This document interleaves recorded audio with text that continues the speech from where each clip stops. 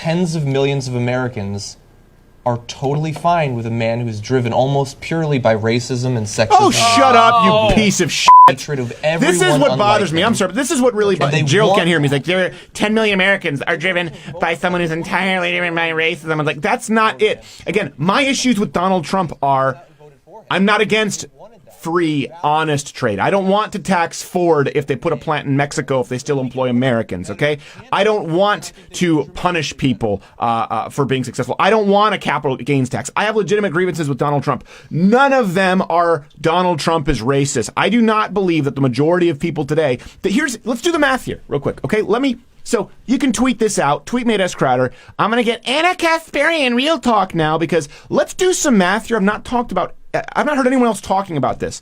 This means if you look at these maps that a majority of the bleed over to Donald Trump are people who voted for Barack Obama and felt screwed. They didn't vote for Barack Obama, then just, you know what? I hate Negroes. I hate the colored people. I'm going to vote Trump. They voted Barack Obama in their own self-interest. They felt like they got screwed, and now they voted for Donald Trump. The vast majority of white Americans voted for Barack Obama, and now the vast majority of Americans are voting for Donald Trump. So you can't say that these same people, because there's a huge amount of people, if you look at that crossover, that these people were voting for progress with Donald Trump, with Barack Obama, and now all of a sudden they're racist because they pulled the lever for Trump because you screwed them.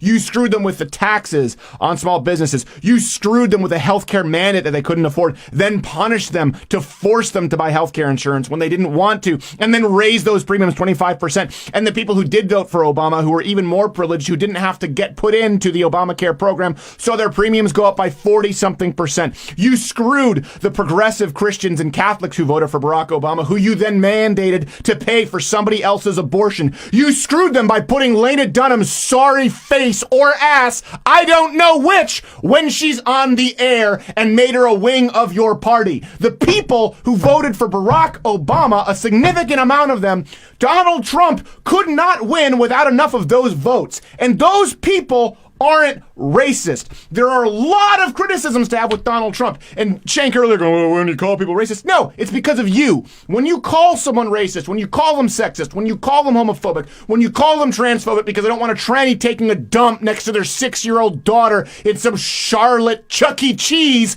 guess what? They pull the lever for Trump after they voted for Obama, you dipshit.